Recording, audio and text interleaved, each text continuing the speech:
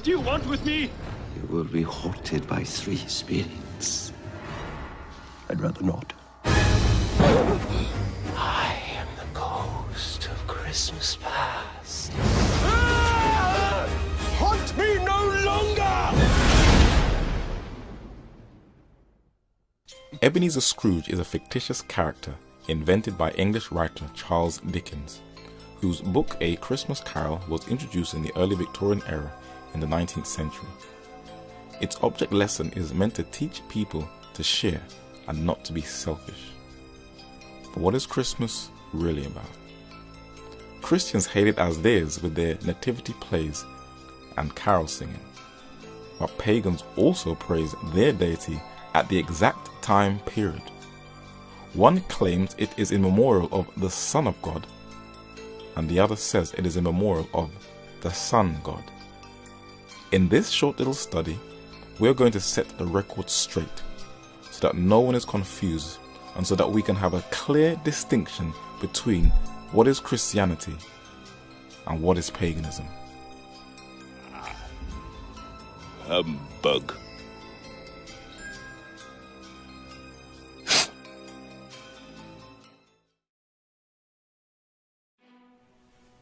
Sun worship. It is one of the oldest practices of pagan idolatry on earth that can be traced to every continent and virtually every culture in the pre-Christian world. The oldest culture on earth, Babylon, worshipped the sun whose name was Shamash. He was usually depicted as a circle with 8 rays of the sun. Sir E.A. Wallace Budge, one of the greatest antiquities scholars of the 20th century, analyzed many of the Babylonian cylinder seals where Shamash is usually represented as rising between 2 mountains, for the Babylonians believed that each mountain had a door. When the sun rose in the east, it opened the eastern door in the morning, and when the sun set and disappeared in the west, it went through the western door in the evening. Babylon's younger sister culture, the Assyrians, worshipped the sun whose name was Asher, who was also their chief deity. He was usually depicted as a winged figure in a circle, sometimes with a bow and arrow in artwork when they were going to war. The Assyrians were heavily influenced by both the Babylonian and the Egyptian culture, where the Egyptian sun god, like the Assyrians, was also depicted as a circle with wings. Whether it was titled Ra or the Aten under the Pharaoh Akhenaten, it was the same pagan sun deity. In Volume 1 of History of Ancient Egypt, published in 1881, George Rawlinson, Camden Professor of Ancient History in the University of Oxford, documented how sun worship dominated every aspect of the ancient Egyptian culture. The Egyptians were profoundly religious. All knew that there was one God and understood that when worship was offered to Kem, or Neph, or Ptah, or Maut, or Thoth, or Ammon, the one God was worshipped under some one of his forms or in some one of his aspects. Ra was not a sun deity with a distinct and separate existence, but the supreme God acting in the sun, making his light to shine on the earth, warming, cheering, and blessing it, and so Ra might be worshipped with all the titles of honor. No matter what deity was worshipped in Egypt, it represented the sun god. And this pagan idolatry changed the glory of the uncorruptible God into an image made like to corruptible man, and to birds and four-footed beasts and creeping things, the Holy Scripture says. The scarab beetle was one of the most famous of the Egyptian deities. It can be found everywhere. When the beetle rolled dung, the Egyptians superstitiously believed that the beetle was the sky god who was rolling the sun across the heavens. It was viewed as the emissary of the sun and was mentioned in the Egyptian Book of the Dead. And nearly every monument, manuscript, or Egyptian artifact, the sun god is depicted with different deities and different pharaohs. In the Americas, the sun god was usually represented in human form, sometimes in a reserved seated position. In Mesoamerica, there were temples dedicated to the sun in places like Teotihuacan in Mexico, and the Aztecs, continuing from their predecessors, offered human sacrifices to him. While all the civilizations mentioned no longer exist, in India the sun god is still worshipped, and the name is Surya, and mantras or prayers are offered to it. The 13th century AD Konark Sun Temple that is still in use is adorned in its artwork with the same 8-rayed wheel or rays of the sun that was incorporated from the culture of ancient Babylon. The only pre-Christian culture on earth that didn't worship the sun were the children of Israel. And there was one thing that singled them out from all the other nations on earth to prevent them from sinking into pagan idolatry. God said, 6 days may work be done, but in the 7th is the Sabbath of rest. It is a sign between me and the children of Israel forever. For in 6 days the Lord made heaven and earth, and on the 7th day he rested and was refreshed. But when the children of Israel strayed from God, it was always the sun that replaced the worship of God. That ball of fire that God created on the 4th day of creation to rule over the day and was for signs and seasons became their God, and this idolatry was unequivocally condemned. God said, Then said he unto me, Hast thou seen this, O son of man? Turn thee yet again, and thou shalt see greater abominations than these. And he brought me into the inner court of the Lord's house, and, behold, at the door of the temple of the Lord, between the porch and the altar, were about 25 men, with their backs toward the temple of the Lord, and their faces toward the east, and they worshipped the sun toward the east. There was one culture that amalgamated both the Eastern or Oriental culture and the Greek or Western culture into one, the Roman Empire. Having one of the most vast empires, its faithful soldiers were its strength, and it was renowned for its colosseums all over its empire, where its gladiators fought gruesome and bloody battles in its arenas, its entertainment industry or Hollywood of the day. Its famous sun deities were adopted from the East, and it was called Sol, where we get the name solar system. These sun gods from Rome can still be found today. In this monument from ancient Rome, you can see a smiling sun within a wreath. This has now become the logo of the United Nations. The god Mithra was sometimes depicted with the rays of the sun coming out of his head. And this was the gift French Freemasons gave to the United States that is now called the Statue of Liberty. But when Rome was at its height, and when Caesar Augustus restored paganism to its zenith by rebuilding all the pagan temples, one was to be born that was to counteract the pagan idolatry of ancient Rome: Prince Emmanuel, the Lion of the tribe of Judah. When Jesus came to reverse the effects of the fall, he instituted 2 things that would clearly distinguish him from all the false sun gods that existed before him. And he said unto them, The Sabbath was made for man, and not man for the Sabbath. Therefore the Son of Man is Lord also of the Sabbath. And he took bread, and gave thanks, and brake it, and gave unto them, saying, This is my body, which is given for you. This do in remembrance of me. Unlike the Hebrew Passover that was to be clearly kept on the 14th day of the month, Abib or Nisan, Jesus, the Lord of the Sabbath, our Passover, can be kept on any day, week, or month.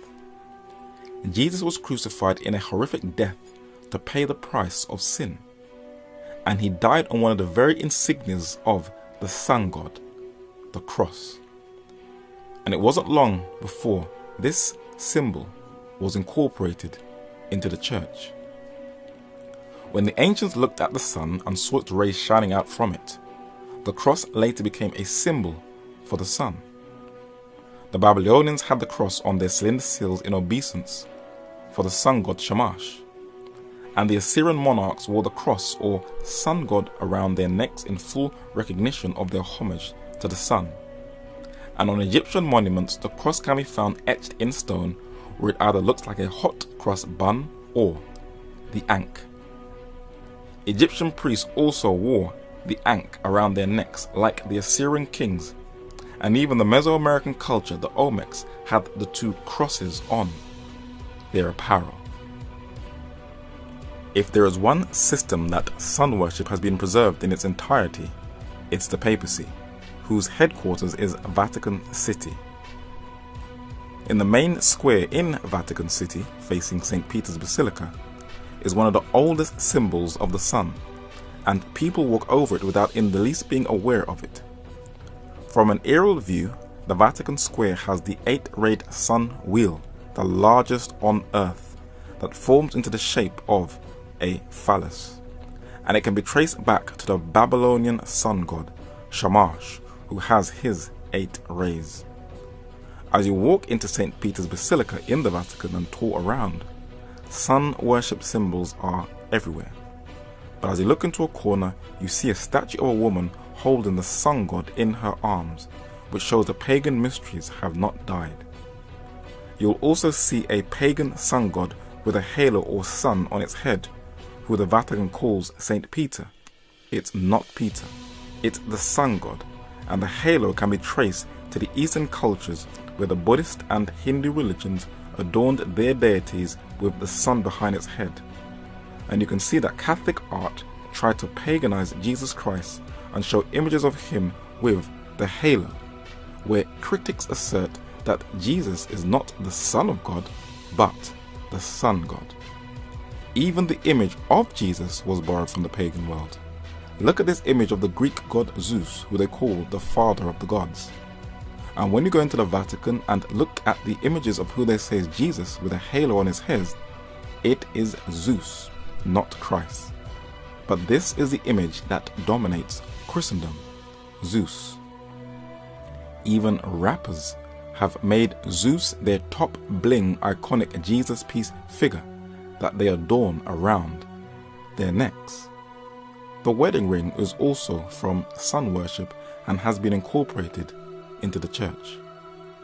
The man who introduced the paganization of Christianity is Roman Emperor Constantine, whose bogus conversion caused the greatest damage to the purity of apostolic Christianity.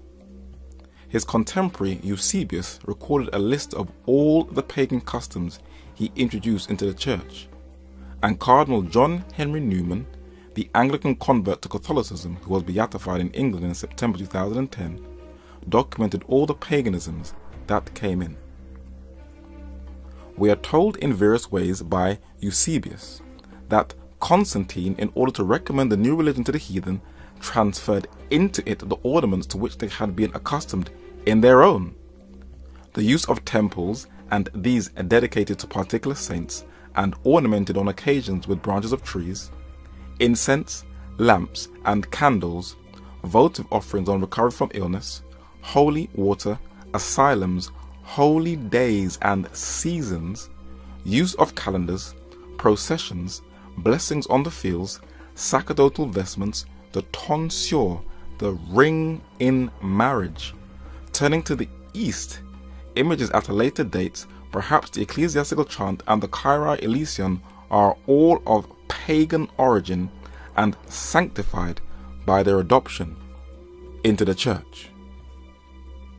The Vatican has openly declared that every ritual in her system was adopted from paganism. And Christians who claim to be separate from her do not have much to challenge her on, for they also have adopted many of these pagan practices. And when critics attack Christianity as being nothing more than a scam and a continuation of the sun-worshipping Mithraic religion of Rome, they find it impossible to defend themselves. So sun worship still survives in most of the mainstream Christian churches. Let us observe them step by step. In the first edition of the Catholic Encyclopedia, Volume 5, it clearly documents where the pagan custom of Easter originated from. Easter. The English term, according to the Venerable Bede, De Temporium Ration 1:5, relates to Eostra, a Teutonic goddess of the rising light of day and spring. William Tyler Olcott, in his well-researched book titled Sun Law of All Ages, also confirms this. He says, in short, sun worship, symbolically speaking, lies at the very heart of the great festivals which the Christian Church celebrates today. The Christian festival of Easter has its solar characteristics.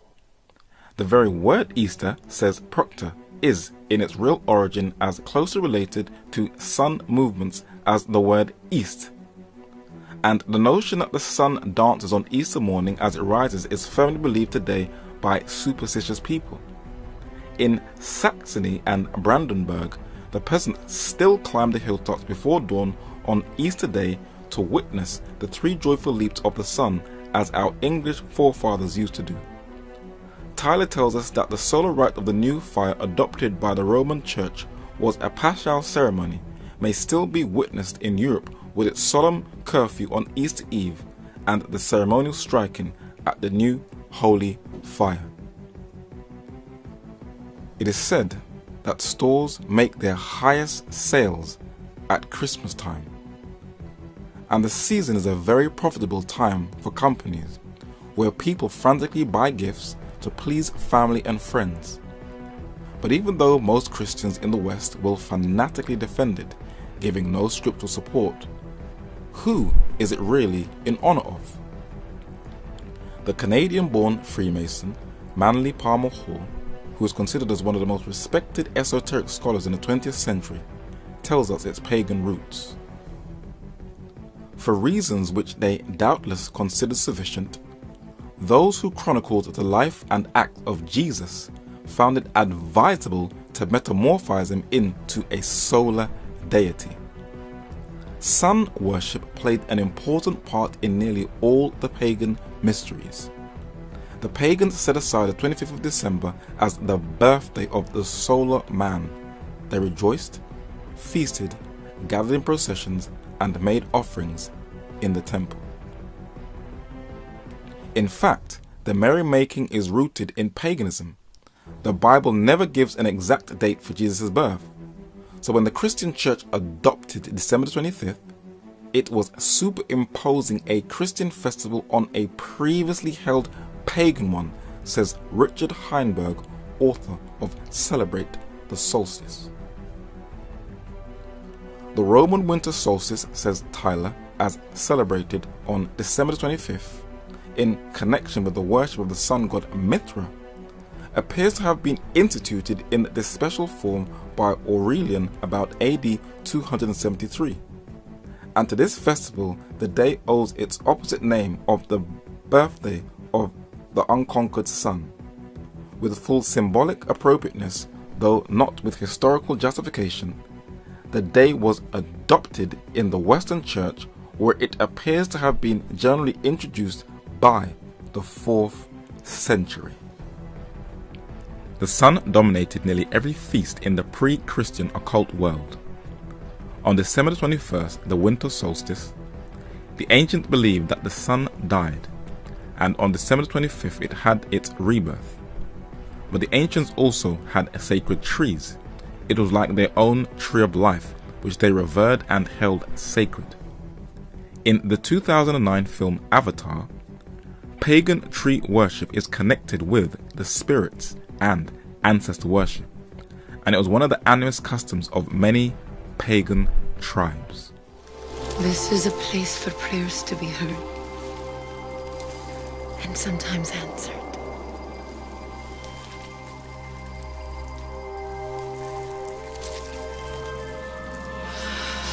We call these trees Utraya Mokri, the tree of voices. The voices of our ancestors. The Bible forbids any revering for pagan tree worship. For God wanted his people to be distinct from the world and not be manipulated by the movements of the sun in the heavens. Hear ye the word which the Lord speaketh unto you, O house of Israel. Thus saith the Lord, learn not the way of the heathen, and be not dismayed at the signs of heaven, for the heathen are dismayed at them. For the customs of the people are vain. For one cutteth a tree out of the forest, the work of the hands of the workman with the axe. They deck it with silver and with gold. They fasten it with nails and with hammers, that it move not. They are upright as the palm tree, but speak not.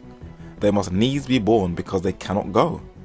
Be not afraid of them, for they cannot do evil, neither also is it in them to do good. For as much as there is none like unto thee, O Lord, thou art great, and thy name is great in might. Today, Christian pastors, so-called evangelists, scholars, and teachers are now telling their congregations that Jeremiah is not talking about the Christmas tree, though the language is so clear. And they are encouraging their flock to purchase the trees and to celebrate Christmas. But even the secular world knows that the Christmas tree is tied to paganism and spirit worship.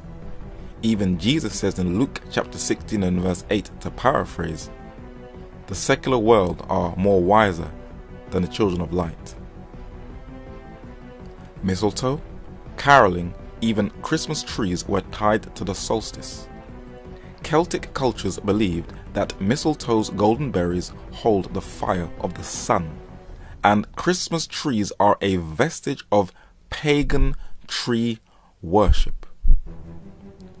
Having Christmas trees again hark back to the pagans.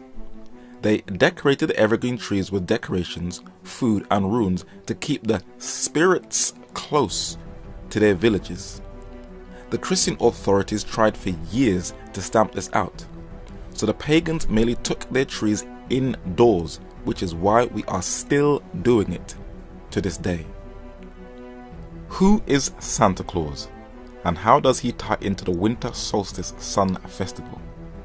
He is usually portrayed as an oversized, big-bearded figure who gives children gifts, and in modern times he has been made popular through the marketing of Coca-Cola. Listen to the voice of the secular world. Saturn, the old man who lives at the North Pole and brings with him to the children of men a sprig of evergreen, the Christmas tree, is familiar to the little folks under the name of Santa Claus, for he brings each winter the gift of the new year. Even Saint Nick has solstice origins. Santa Claus comes down to us with shamanistic characteristics. He flies through the air and he carries a magic sack on his back. But Easter and Christmas are not the only memorials to the sun. There is one more that the majority of Christians around the world keep, that can be traced to the Roman religion of Mithraism. Manly Palmer Hall gives a clear and detailed account of this last homage to the sun. Alexander Wilder, in his Philosophy and Ethics of the Zoroastrians, states that Mithras is the Zend title for the sun. There are many points of resemblance between Christianity and the cult of Mithras. The Encyclopedia Britannica makes the following statement concerning the Mithraic and Christian mysteries. The sanctification of Sunday and of the 25th of December, the immortality of the soul, these are some of the resemblances which, whether real or only apparent, enabled Mithraism to prolong its resistance to Christianity. The Vatican has made a number of statements which has pushed for the preservation of this Mithraic day of rest, a day that Jesus never gave no disciple instruction to keep in memorial of his resurrection. In 1998, the late Pope John Paul II published a document to preserve this day. It was called Dies Domini, which translated is the Day of the Lord, where he bigs up both Sunday and the seventh-day Sabbath of creation. The fundamental importance of Sunday has been recognized through 2,000 years of history and was emphatically restored by the Second Vatican Council. The Sabbath has therefore been interpreted evocatively as a determining element in the kind of sacred architecture of time. It recalls that the universe and history belongs to God. The Irish-American Catholic prelate Cardinal James Gibbons, Bishop of Baltimore, made a very powerful statement in his 1876 Apologetics, The Faith of Our Fathers. He was no ordinary Catholic bishop. He was a powerful, towering presence in United States politics. In this picture, he stands in the center, where he prays for President McKinley on the left and Admiral Dewey on the right in 1899. He was also very close with President Theodore Teddy Roosevelt, as seen in his photo in 1918. In this picture, he stands on the furthest right, and fifth on the left is the bearded steel magnate, Scottish-born Andrew Carnegie, with President Howard Taft. Gibbons comments on this Mithraic memorial when he says, "Is not every Christian obliged to sanctify Sunday and to abstain on that day from servile work? Is not the observance of this law among the most prominent of our sacred duties? But you may read the Bible from Genesis to Revelation, and you will not find a single line authorizing the sanctification of Sunday. The scriptures enforce the religious observance of Saturday, a day which we never sanctify." But the Vatican has put out a number of statements where they have rubbed it in the face of the vast majority of the Christian world that when they keep Sunday, it is not in obedience to Jesus Christ, but in obedience to the Catholic Church. They have even offered money to any Christian if they can prove the Mithraic Sunday worship from the Bible. Until this very day, not one Christian has stood up to the challenge, the papacy. In a book called The Faith of Millions by a highly respected Catholic scholar, Reverend John A. O'Brien, originally published in 1938, it strikes a blow and a challenge to the majority of the Christian world. It reads, "The word Sabbath means rest and is Saturday, the seventh day of the week. Why then do Christians observe Sunday instead of the day of the Bible? Since Saturday, not Sunday, is specified in the Bible, isn't it curious that non-Catholics who profess to take their religion directly from the Bible and not from the church observe Sunday instead of Saturday? They have continued the custom even though it rests upon the authority of the Catholic Church and not upon an explicit text in the Bible. The observance remains as a reminder of the mother church from which the non-Catholic sects broke away, like a boy running away from home but still carrying in his pocket a picture of his mother or a lock of her hair." So who is the God of Christmas? It sure ain't Jesus. Jesus never told anyone to keep the 25th of December holy. And though the word Easter is mentioned once, he didn't tell anyone to keep Easter. Neither did he tell anyone to keep Sunday in memorial of the resurrection. The Holy Scriptures teaches that the new life that is lived should be kept in memorial of the resurrection. But while Christians will debate, argue, and fight over all these issues mentioned, before Jesus Christ returns to take his faithful home into eternity, those who are faithful to him will be distinguished from all the others who profess his name. Then said Jesus to those Jews which believed on him, "If ye continue in my word, then are ye my disciples indeed."